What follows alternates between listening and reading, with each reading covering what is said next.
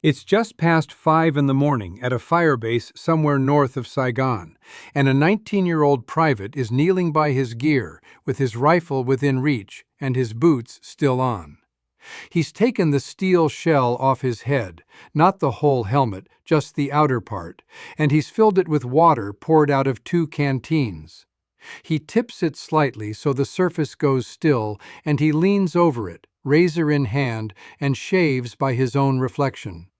There's no mirror out here, there's no running water, there's this. In about an hour, that same piece of steel will be back on his head, because somewhere past the wire there are men who'd very much like to put a piece of metal into it. This is the file on the M1 steel helmet, the one piece of gear the Army engineered to do exactly one job, and the one piece of gear Grunts turned into almost everything else. Over the next 20 minutes, we're going to get into how this helmet was actually built, why it was 2 pieces instead of 1, the official list of things it was supposed to do, and the much longer unofficial list that Grunts invented for it in the field: cooking, washing, digging, sitting, and, on a bad day, staying alive. We'll get into why some of the most elite units in Vietnam chose to leave it behind entirely, and how a single piece of stamped steel quietly became one of the most personal objects a soldier owned in a war where almost nothing else belonged to him. Quick favor before we get into it. If this kind of history is your thing, a like and a subscribe go a long way, and it tells me to keep digging up the stuff that doesn't make it into the textbooks. Leave a comment and tell me where you're watching this from. All right, let's get into it. Start with the object itself, because the helmet only makes sense once you understand it was never actually one piece of equipment. It was 2. The outer shell, the part everyone pictures when they hear steel pot, was manganese steel, stamped into a shallow dome, weighing a little under 2 pounds on its own. But that shell never touched a soldier's head directly. Inside it sat a second helmet, a separate liner, its own self-contained shell made of resin-impregnated fabric, with an adjustable suspension band and a chin strap of its own. The steel shell just dropped over the liner like a shield fitting over a smaller helmet worn underneath it. 2 helmets, nested, held together by nothing more than friction and a leather or nylon chin strap band. That single design choice, that the steel outer shell could simply be lifted off, separate from the liner still strapped to your head, is the entire reason this story exists. Because it meant that at any moment, a soldier had 2 options. He could wear the whole assembly, steel and liner together, adding up to close to 3 pounds, sitting on his skull in 100-degree heat. Or he could pop the steel shell off, leave the lighter liner on his head for shape and minimal protection, and suddenly he had a freestanding steel bowl in his hands. An empty container, roughly a foot across, watertight, fireproof, and already covered in a woodland pattern helmet band that could be repurposed into a strap. The Army never designed it to be a basin. The technical specifications talk about ballistic protection, about the specific hardness of the manganese steel alloy meant to deform and dissipate the energy of shell fragments rather than shatter, about the liner's job of absorbing blunt impact separately from penetration. Nowhere in the official documentation is there a line about shaving water. But put that shell in the hands of a soldier who hasn't had a proper wash in 4 days, and the engineering stops mattering. What matters is that it holds liquid, it doesn't leak, and it's the only vaguely bowl-shaped object within 100 miles that isn't already full of ammunition. So the improvisation started almost as soon as the helmet reached the field, and it followed a soldier through an entire day. In the morning, it was the wash basin. Water poured in from a canteen, sometimes heated first over a small fire or a chunk of burning C4 explosive, because a hot shave felt like the closest thing to civilization some of these men would get all week. By midday, the same shell, scrubbed out or not, might become a cookpot. Grunts have described dropping a can of sea-ration ham and lima beans straight into helmet water set over a flame, using the helmet itself as the stove's cooking vessel because it was faster than waiting for a proper mess kit, and because in the field you used what was already in your hands.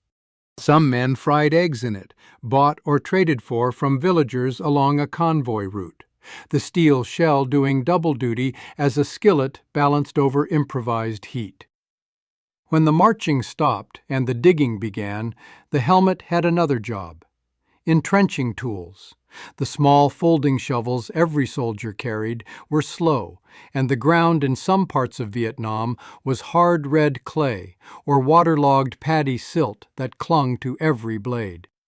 Soldiers have described using the helmet shell itself to scoop and haul loose dirt out of a foxhole once the shovel had loosened it, turning the helmet into a bucket for spoil in the middle of digging in for the night. And once the position was dug, that same shell, upside down, became something to sit on, a stool a few inches off the mud, better than squatting in standing water, better than sitting directly on ground that hadn't dried out in weeks. There was a rougher use, too, one nobody wanted to need. Soldiers with blistered, rotting feet, and in the wet season, foot problems were one of the most common medical complaints in the entire war, would use the helmet as a basin to soak swollen feet at the end of a march, sometimes with warm water, sometimes just to get the boots off and let the skin breathe for 20 minutes before the next patrol. Medics have described improvising the same shell as a wash basin for cleaning a wound in the field when nothing else was close enough or clean enough to use. And then there was the job the helmet was actually built for, the one that made every other use possible in the first place, because a man is only alive to shave in his helmet the next morning if the helmet did its real job the night before.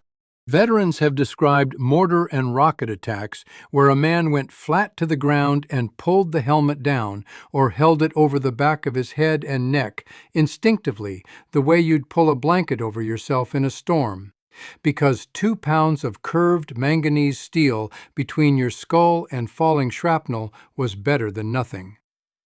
Some helmets came home from the war with dents in them, a piece of shrapnel or a spent round that had struck the shell, deformed it, and stopped there instead of going further. For the man who owned it, that dent wasn't damage. It was the closest physical proof he had that the war had reached out and touched him, and he'd walked away. Some of those dented helmets got kept for the rest of a man's life, sitting on a shelf at home decades later, still carrying the shape of the one night it mattered most. Picture it for a second from the inside. You're 19. You've been in country 5 months. Your boots haven't been fully dry in 11 days. You're sitting on your upturned helmet at the edge of a foxhole you dug an hour ago, watching the light go from orange to gray over the tree line. And the same piece of steel that's under you right now was over your head 3 nights ago when the mortars came in, and you didn't have time to think, only to drop and pull it down over your neck and wait. Tomorrow morning it'll be a basin again. Tonight it's a chair. In a few hours, if the position holds, it might be nothing more than something to lean your head against while you try to sleep sitting up. It is, in that stretch of the war, the single most versatile object you own, and you never once had to be told to use it that way. Nobody wrote a manual for the helmet as cookpot. Every grunt just discovered it, independently, because the shape of the problem, heat, mud, no tools, no time, was the same everywhere in country, and the solution was already strapped to your head.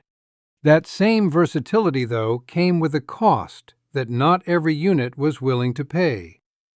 The full helmet assembly added real weight and real heat retention on top of a soldier already carrying 50 or 60 pounds of gear through 100-degree jungle. And for men whose job depended on speed, silence, and endurance rather than static defense, that trade-off didn't always make sense. Long-range reconnaissance patrols and some Special Forces-advised units in the field were known to trade the steel helmet for a soft jungle hat, the boonie hat, because a floppy canvas hat weighed almost nothing, didn't clang against branches or gear in the dark, didn't trap heat against the scalp on a multi-day patrol, and didn't silhouette against the sky the way a rounded steel dome could.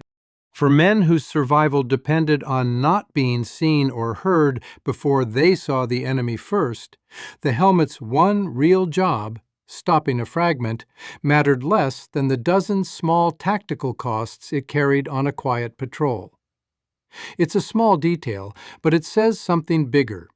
Even a piece of gear built for protection gets reevaluated constantly by the men actually wearing it, weighed against what a specific mission actually needs, not what a manual assumes it needs. For the line units who did keep it on, the helmet became something more than equipment over months in the field. The helmet band, that elastic strap wrapped around the outside of the steel shell, turned into a kind of pocket. Grunts tucked P-38 can openers into it, cigarettes, insect repellent bottles. Sometimes a photograph from home slid behind the band where it wouldn't get soaked through in a pocket. Some men wrote on their helmet covers, a hometown, a short timer's calendar counting down the days left in country, a phrase that meant something only to them. The helmet stopped being just steel and became a kind of portable identity, the one surface a man had to himself in a war where his uniform, his rifle, his rations were all standard issue, identical to the man's next to him. That habit of the helmet as a stove, a basin, a stool, a shovel, a shield, and eventually a diary, never made it into a single training manual. Nobody in an office in the Pentagon sat down and decided the M1 helmet should double as cookware. It became doctrine anyway, the unwritten kind, passed from one replacement to the next, simply by watching what the man rotating home had done with his for the last 12 months. And that quiet, bottom-up, multi-purpose use is really why the helmet earned a nickname that stuck long after Vietnam and long after the M1 itself was retired from service. The steel pot, a name that has nothing to do with protecting a skull and everything to do with what soldiers actually did with it when nobody was giving orders. Even after the Army moved on to a new Kevlar helmet design in the years after Vietnam, veterans of that war kept calling any combat helmet a steel pot for the rest of their lives, because the name had stopped being about the steel a long time before and started being about everything it carried instead. If you've got a relative who carried one of these, or if you're a veteran who used yours for something I didn't mention here, I'd genuinely like to hear it in the comments.